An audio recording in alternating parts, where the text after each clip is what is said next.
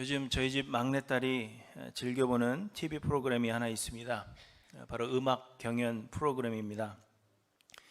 몇 년 전부터 이 한국에 음악 경연 프로그램이 부쩍 늘어났습니다. 가수가 되기를 원하는 사람들이 경연을 통해서 가수의 길을 모색하는 그런 프로그램인데요. 성인 가요라고 불리우는 트로트 경연뿐만 아니라 아이돌 그룹이 되기를 원하는 중학생 정도밖에 되지 않는 어린아이들의 그러한 경연까지 참으로 다양합니다. 제 딸도 13살이 되면 이 경연 프로그램에게 나가겠다고 지금부터 준비를 하는데 4년 남았습니다. 걱정이 여만저만이 아닙니다. 이런 경연 프로그램들을 보면 기존에 실력 있는 가수들이 심사위원석에 앉아 있고 경연자들이 이 심사위원자들 앞에서 노래를 하는 것입니다. 그리고 경연자들은 노래를 시작하기 전에 간단하게 자기를 소개합니다. 그런데 어떤 사람들은 매우 자신만만해 하는 것을 보게 됩니다. 다양한 수상 경력을 자랑하고 이번 경연에서도 본인이 좋은 성적을 거둘 것이라고 장담하기도 합니다. 이 노래는 너무 나에게는 낮으니까 키를 높여서 부르겠다, 그렇게 장담하는 사람도 있습니다. 그런데 보면 그런 사람들은 대부분 1차전에서 떨어집니다. 물론 일부러 웃기려 하는 사람들도 있겠지만 제가 그러한 경연을 이렇게 보면서 드는 생각은 사람들이 자기 자신에 대해서는 정말 잘 모르는구나, 그리고 자신을 과대평가하는구나, 그런 생각을 하게 되었습니다. 여러 사람들과 운동을 할 때에도 제일 안 무서운 사람은 본인이 운동을 꽤 잘한다, 그렇게 스스로 말하는 사람입니다. 그런 사람일수록 운동을 시작한 지 얼마 되지 않은 그러한 사람일 수 있습니다. 처음 운동을 시작하니까 사람들이 잘한다, 축켜 세워주고 능력이 있는 것 같다, 재능이 있다, 이렇게 말해주니까 자기가 정말 그런 것처럼 생각하는 겁니다. 그리고 가르치는 사람이 가끔 져주기도 하고 설렁설렁 쳐주기도 하죠. 그러니까 나는 운동신경이 정말 뛰어난 사람인가 보다, 그 운동에 재능이 있다, 그렇게 생각을 하는 것입니다. 그러나 막상 대결을 해보면 별 볼 일 없는 사람일 때가 굉장히 많습니다. 오히려 정말 무서운 사람은 저는 잘 못해요, 이렇게 이야기하는 저 같은 사람입니다. 무슨 일이든지 우리가 깊이 들어갈수록 고수들이 많다 하는 것을 깨닫게 됩니다. 처음 아이가 태어나면 자기 아이는 모든 면에서 천재라고 생각을 하죠. 그래서 아이가 잘하는 것을 키워주기 위해서 학원을 보내놓으면 우리 아이보다 더 잘하는 아이들이 왜 이렇게 많은지 모르겠습니다. 그래서 진정한 고수들은 겸손하기 마련입니다. 그런데 여러분, 우리의 신앙도 마찬가지입니다. 자기 스스로 신앙이 좋다, 그렇게 생각하는 사람은 사실 그리 신앙이 좋은 사람이 아닙니다. 제가 항상 강조하지만 우리는 모두 죄인들입니다. 그리고 이 땅을 사는 동안에 우리는 그 누구도 완전해질 수가 없습니다.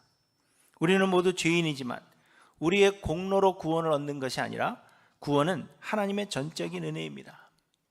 예수 그리스도께서 십자가에서 피를 흘려 죽으심으로 우리의 죄값을 대신 치르시고 하나님은 성령을 통하여 우리에게 믿음을 주사 그 믿음으로 우리를 의롭다라고 인정해 주시는 것뿐입니다.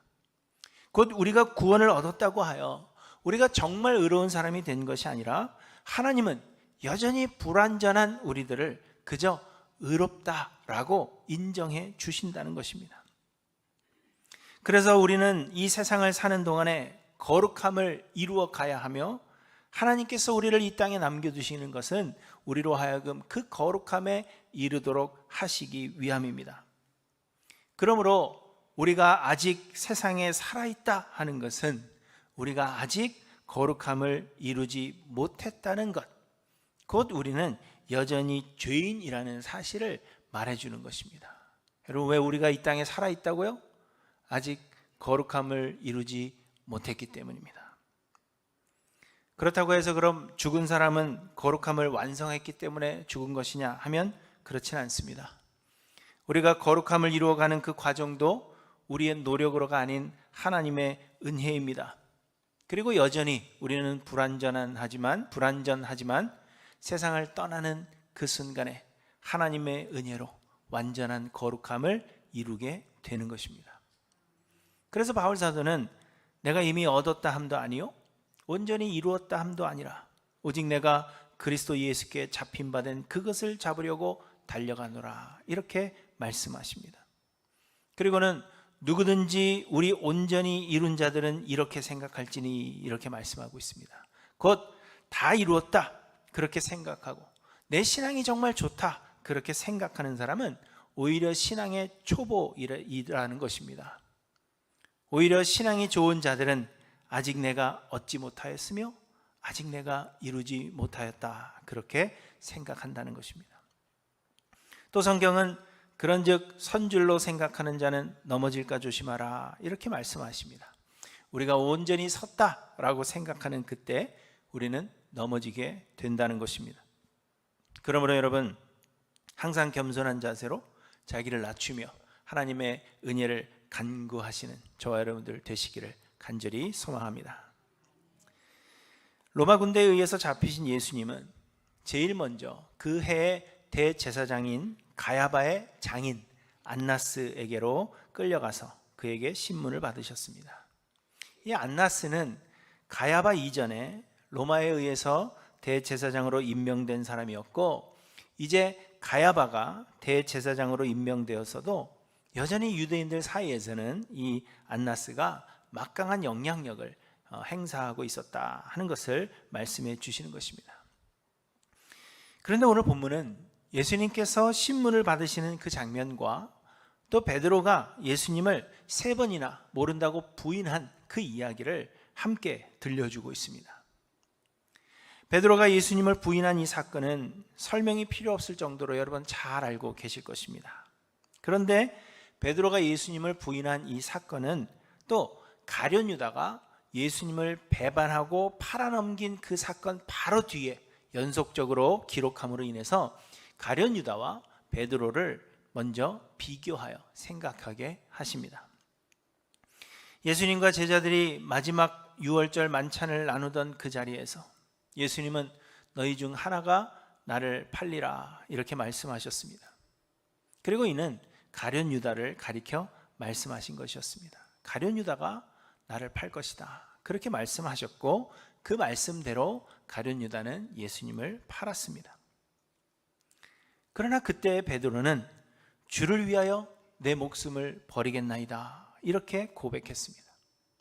다른 복음서에서는 베드로가 모두가 다 주를 버릴지라도 나는 결코 버리지 않겠나이다, 이렇게 고백한 것으로 기록하고 있습니다. 뿐만 아니라 베드로가 말합니다. 내가 주와 함께 죽을지언정 주를 부인하지 않겠나이다, 이렇게 고백한 것으로 기록되어 있습니다.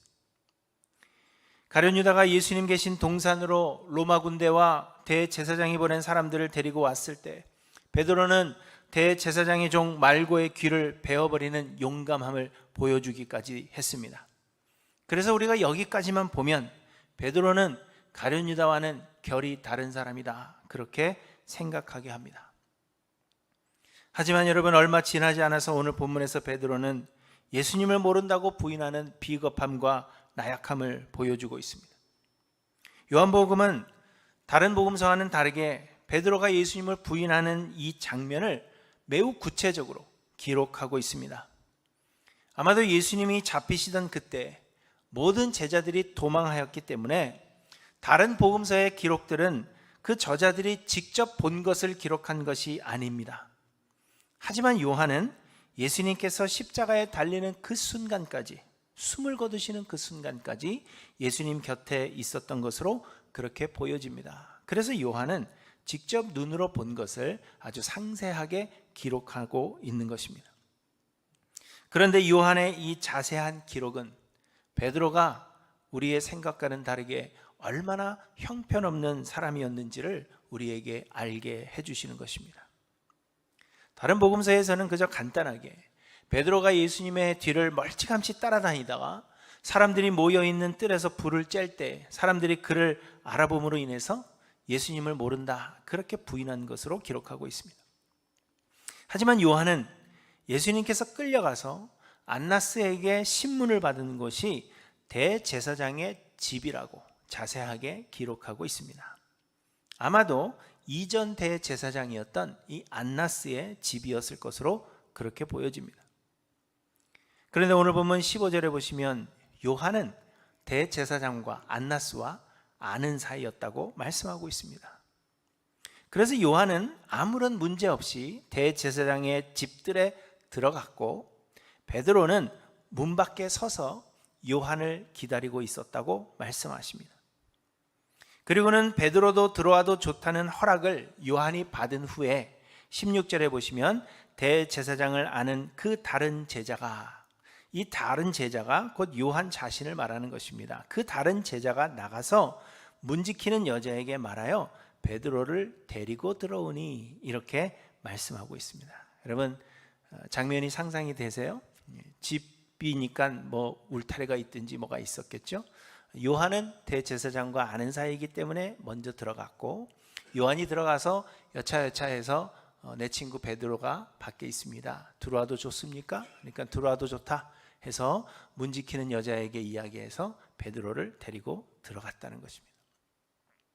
여러분, 이는 별로 특별한 것이 없는 묘사 같지만 요한과 베드로는 예수님의 제자들이었다고 하더라도 아무런 위험에 처해 있지 않았다는 것을 말씀해 주고 있는 것입니다. 왜냐하면 요한은 대제사장과 아는 사이이기 때문입니다.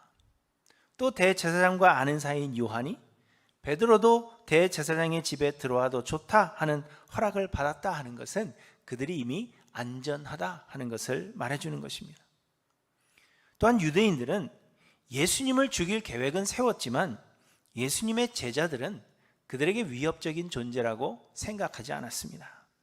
유대인들은 예수님이 죽으면 예수님의 제자들은 모두 흩어져 버릴 존재들이다, 그렇게 하찮게 생각하고 있었기 때문입니다.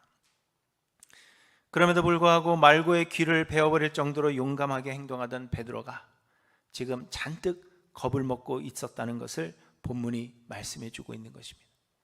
17절에 보시면 문 지키는 여종이 베드로에게 말하되 너도 이 사람의 제자 중 하나가 아니냐, 이렇게 물었습니다. 이 질문은 사실 문 지키는 자로서 하나의 확인 절차에 불과한 것입니다. 요한이 이미 허락을 받았고 16절에 기록한 대로 문 지키는 여자에게 말하여서 베드로를 데리고 들어오니까 문 앞에 서 있는 자로서 너도 요한처럼 예수님의 제자가 아니냐, 이렇게 물은 것입니다. 그런데 베드로는 자신도 예수님처럼 잡히게 되지 않을까 하는 그러한 두려움에 나는 아니라, 이렇게 부인했다는 것입니다. 그 후에 예수님은 결박당하여서 대제사장 가야바에게 보내지는데 그곳에서 불을 쬐던 사람들이 베드로에게 너도 그 제자 중 하나가 아니냐, 또 이렇게 묻습니다.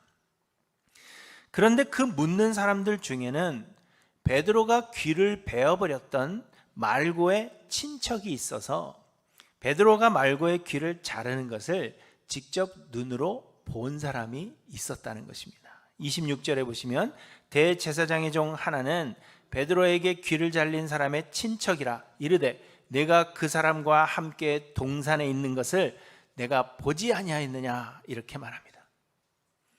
그런데 여러분, 베드로는 목격자가 있음에도 불구하고 나는 아니라 하며 이번에도 예수님을 모른다고 완강하게 부인합니다.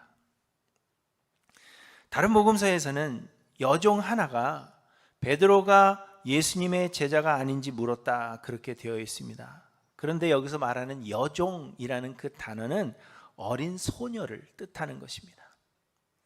나이 많은 여자거나 그런 사람들이, 성인이 물어보는 것이 아니라 이제 우리 집 막내딸 정도밖에 되지 않은 9살, 10살밖에 되지 않은 소녀가 당신도 예수님의 제자 아닙니까? 그렇게 물어봤다는 것입니다.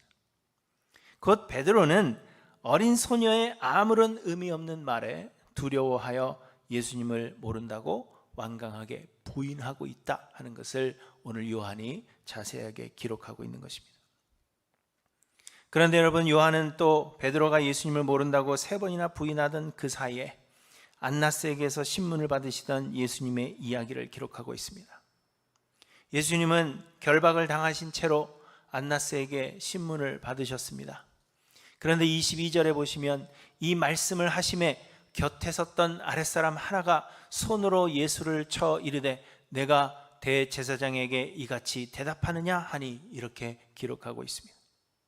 예수님은 자기를 변호하지 않으셨고 또 유대인들이 원하는 답을 주지도 않으셨습니다. 그래서 아랫사람 하나가 예수님을 때렸다는 것입니다. 손으로 예수를 쳤다 하시니 아마도 뺨을 때린 것으로 그렇게 보여지는 것입니다. 그런데 여러분 한번 생각해 보십시오. 얼마나 모욕적인 일입니까? 사람이 사람에게 뺨을 맞아도 이를 수치스럽게 여길 것입니다. 저는 일생에 뺨을 단 한 대 맞아보았습니다. 중학교 2학년 때 수학 선생님이 성적 떨어졌다고 제 뺨을 때리셨는데 얼마나 세게 때렸는지 자국이 나서 집에 가니까 아버지가 너 누구한테 맞았니? 물어보시는 거예요. 근데 제가 아직 그 선생님의 얼굴을 기억합니다. 너무 수치스럽기 때문이에요. 사람이 사람을 때려도 사람에게 뺨을 맞아도 이를 수치스럽게 여깁니다. 그런데 하나님이신 예수님이 사람에게 매를 맞으셨습니다. 그것도 대제사장이 아닌, 물론 대제사장이 때렸어도 수치스러울 텐데 아랫사람이 예수님을 뺨을 때렸다는 것입니다. 여러분, 예수님은 우리를 구원하시기 위해서 또 온갖 수모를 다 겪으셨습니다. 오늘 본문 이후에도 예수님은 채찍에 맞으시고 침뱉음을 당하셨으며 수치스러운 그 십자가를 끌고 메고 골고다 언덕을 오르셨습니다. 십자가는 당시에 반역을 일으킨 살인자들, 죄인 중에 괴수가 지는 것이 바로 십자가입니다. 그런데 예수님은 죄인 중에 괴수의 모습을 입으신 것입니다. 여러분이 예수님의 제자라면 이 모습을 보고 여러분 어떠하시겠습니까? 분노하는 것이 마땅할 것입니다. 그러나 베드로는 예수를 변호하고 보호하는 대신에 예수님을 모른다고 부인했습니다. 여러분이 얼마나 실망스러운 모습입니까? 예수님께서 너희 중 한 사람이 나를 팔리라 하셨을 때에는 제자들은 모두 그 한 사람이 누구인지를 궁금해하면서 그 한 사람을 비난했습니다.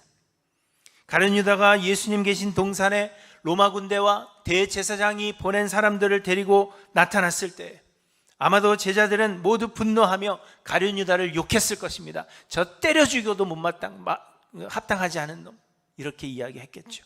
그래서 베드로는 칼로 말고의 귀를 자르기도 했습니다.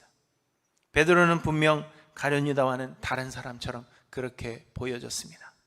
그러나 오늘 본문 말씀의 내용은 베드로가 세상 모든 사람들이 비난하는 그 가룟 유다와 전혀 다르지 않다 하는 것을 우리에게 말씀해 주시는 것입니다. 그런데 여러분, 우리도 마찬가지입니다. 우리는 가룟 유다가 예수님을 팔아버린 이야기를 들으며 우리는 가룟 유다와는 다르다 그렇게 생각합니다. 베드로가 예수님을 3번이나 부인했다 하는 이 이야기를 묵상할 때마다 우리는 베드로처럼 하지 않을 것이라 생각하고 그렇게 다짐합니다. 그러나 여러분, 베드로가 그러했던 것처럼 우리도 결국은 동일한 죄인일 뿐이라는 것을 오늘 본문이 우리에게 말씀해 주시는 것입니다. 베드로가 예수님을 떠나지 않겠다 강하게 고백할 때 예수님께서 베드로에게 말씀하셨습니다. 오늘 닭 울기 전에 내가 3번 나를 모른다고 부인하리라. 이런 예수님께서 베드로의 고백을 믿지 않으셨으며 베드로가 예수님을 부인할 것을 아셨다는 것입니다. 왜냐하면 베드로 역시 예수 그리스도의 은혜를 입었을 뿐 가룟 유다와 동일한 죄인이라는 사실을 예수님은 알고 계셨기 때문입니다. 여러분, 이처럼 우리의 삶이 평온할 때에는 우리의 믿음의 크기를 가늠할 수가 없습니다. 운동선수들이 왜 자꾸 평가절을 치르는지 아십니까? 자신들의 실력이 어느 정도인지를 알기 위해서입니다. 홀로 연습할 때에는 항상 잘하는 것 같이 그렇게 생각되어집니다. 그러나 막상 평가전을 치르면 자신이 얼마나 형편없는지를 알게 되는 것입니다. 예전에 히딩크 감독이 2002년이니까 벌써 20년이 지났어요. 우리나라 사람들은 한국 축구가 아시아의 호랑이다 그래서 어느 팀을 만나도 다 이길 거라고 생각했습니다. 문제는 감독이 문제지 선수들은 문제가 없다 그렇게 생각한 거죠. 그런데 히딩크 감독이 와서 평가전을 치르는데 치르는 대회마다 5대0으로 지는 거예요. 그래서 히딩크 감독의 별명이 5대0 감독이었습니다. 그런데 그 감독이 보여주려고 했던 것은 우리 국가대표팀의 실력이 이것밖에는 안 된다라는 것을 먼저 보여주기를 원했다는 것입니다. 여러분, 이와 마찬가지로 우리의 삶이 평온할 때에는 우리의 믿음의 크기를 우리는 크게 그렇게 느낍니다. 하나님께서 우리를 사랑하셔서 우리에게 많은 은혜를 베풀어 주시고 그래서 우리의 삶이 형통하고 평온하고 모든 것이 풍족하고 아무런 문제가 없기 때문에 우리는 하나님을 매우 사랑하는 것 같고 나는 그 하나님을 위해서 무엇이든지 다 할 수 있을 것 같이 그렇게 생각되어지는 것입니다. 그러나 막상 우리가 어려움을 당하게 되고 우리가 비난하던 그 대상들과 동일한 상황에 처해지게 되면 우리의 믿음의 크기를 장담하던 것이 얼마나 잘못된 것인지를 비로소 깨닫게 된다는 것입니다. 베드로는 600명이나 되는 로마의 군대 앞에서 말고의 귀를 베어버릴 정도로 용감했습니다. 그런데 여러분, 베드로가 그렇게 용감할 수 있었던 것은 베드로 역시도 예수님께서 이스라엘을 회복하시고 나라를 세우실 때가 바로 이때라 그렇게 생각했기 때문입니다. 자신이 말고의 귀를 베어버리면 그때부터 예수님께서 하늘의 천군 천사를 불러서 이스라엘의 독립을 이루실 것이고 예수님은 왕으로 등극하실 것이라는 생각을 가지고 있었습니다. 그래서 말고의 귀를 베어버릴 수 있었습니다. 지금까지 그러했거든요. 예수님이 가난한 자들을 먹이시고 예수님께서 병을 고치시고 예수님께서 죽은 자를 살리시는 놀라운 능력을 행해 와주셨거든요. 그래서 그렇게 할 수 있을 것이라고 생각했습니다. 그러나 그가 바라던 대로 이루어지지 않자 베드로는 아주 사소한 것에도 두려워하는 본래의 죄인의 모습으로 돌아가게 된 것입니다. 여러분, 이와 마찬가지로 우리를 붙잡고 계시는 것은 하나님의 은혜입니다. 평온할 때 우리의 믿음은 우리의 믿음이 아닌 하나님의 은혜입니다. 그러나 하나님께서 우리에게 은혜를 베풀지 않으시면 우리는 그저 우리의 욕심을 위해서 범죄할 수밖에 없는 죄인일 뿐이라는 사실을 오늘 본문이 우리에게 말씀해 주고 계시는 것입니다. 베드로는 가룟 유다와 다를 것이 없는 사람이었으며 우리 역시도 가룟 유다와 다를 것이 없고 또 예수님을 모른다고 부인한 베드로와도 다를 것이 없는 죄인들이라는 것을 말씀하시는 것입니다. 그러므로 여러분, 우리가 평온할 때에는 우리의 믿음의 크기를 논하는 것이 아니며 자신의 믿음을 장담하는 사람은 결코 믿음이 좋은 사람이라고 말할 수 없다는 것을 여러분 잊지 않고 기억하시기를 바랍니다. 그러나 가룟 유다와 베드로가 다른 점이 하나 있었습니다. 그것은 가룟 유다는 죄책감에 회개하지 않고 자살한 반면에 베드로는 회개했다는 것입니다. 오늘 본문은 닭이 울었다는 것을 기록할 뿐 베드로의 회개를 기록하고 있지 않지만 다른 복음서를 보시면 베드로가 밖에 나가서 심히 통곡했다 그렇게 말씀하고 있습니다. 그런데 여러분, 이는 베드로가 회개한 것이 아니라 하나님께서 베드로로 하여금 회개하게 하신 것입니다. 예수님께서 십자가에서 죽으실 것과 제자 중 한 사람이 예수님을 팔 것임을 알게 된 베드로는 자신은 죽을지언정 결코 예수님을 버리지 않을 것이다 그렇게 다짐했습니다. 그러자 예수님께서 말씀하셨습니다. 내가 나를 위하여 목숨을 버리겠느냐? 내가 진실로 진실로 내게 이르노니 닭 울기 전에 내가 3번 나를 부인하리라. 그리고 그 이전에 예수님께서 베드로에게 말씀하셨습니다. 시몬아 시몬아 보라, 사탄이 너희를 밀 까부르듯 하려고 요구하였으나 그러나 내가 너를 위하여 내 믿음이 떨어지지 않기를 기도하였노니 너는 돌이킨 후에 내 형제를 굳게 하라. 내가 너를 위하여 내 믿음이 떨어지지 않기를 기도하였노니 너는 돌이킨 후에 내 형제를 굳게 하라. 예수님은 베드로가 예수님을 부인할 것을 알고 계셨다는 것입니다. 왜냐하면 우리는 죄인이고 그러할 수밖에 없기 때문입니다. 그렇지만 예수님은 베드로를 위해서 베드로가 믿음에서 떨어지지 않기를 기도하셨다는 것입니다. 베드로가 회개하기를 예수님께서 기도하신 것입니다. 그리고 닭이 운 것은 자연스러운 현상이기는 하지만 닭이 울기 전에 내가 3번 나를 부인하리라 그렇게 말씀하심으로 인하여 베드로의 잘못을 깨닫게 하신 것입니다. 여러분, 이처럼 회개는 하나님의 선물이요 하나님의 은혜입니다. 우리는 모두 가룟 유다와 또는 베드로처럼 실수하며 하나님께 범죄하지만 하나님께서 택하신 자들은 하나님께서 회개케 하신다는 것입니다. 베드로는 가룟 유다와 다를 것이 없는 죄인이었지만 하나님은 베드로를 택하셨고 베드로로 하여금 회개하게 하셨다는 것입니다. 예수님은 하나님의 우편에 앉으셔서 지금도 우리를 위하여 중보하고 계시는데 다른 것을 위해서 기도하시는 것이 아니라 우리가 죄에서 돌이켜 회개하기를 기도하십니다. 우리는 비록 실수할지라도 우리가 그 믿음에서 떨어져 나가지 않기를, 그래서 하나님이 우리를 온전히 붙잡아 주셔서 하늘나라 가는 그날까지 우리를 인도하시기를, 한 사람도 잃어버리지 않기를 예수님은 중보하고 계신다는 것입니다. 그 기도 때문에 우리는 회개하게 되는 것이며, 그래서 회개는 우리가 하는 것이 아니라 하나님께서 구원하신 자들에게 주시는 선물입니다. 그러므로 여러분, 우리가 구원을 얻고 하나님의 자녀가 되었다 하는 것에 대한 증거는 우리의 선한 행위나 혹은 봉사활동에 있는 것이 아니라 회개함에 있다는 것을 우리에게 말씀하고 있는 것입니다. 많은 사람들이 자신의 구원과 또 믿음의 증거로서 선한 행위나 교회 봉사활동을 들려합니다. 나는 이런저런 선행을 했고 나는 교회에서 이런저런 봉사를 한다 하는 것을 통해서 내가 얼마나 믿음이 좋은 사람인지를 증명해 보이려고 하는 것입니다.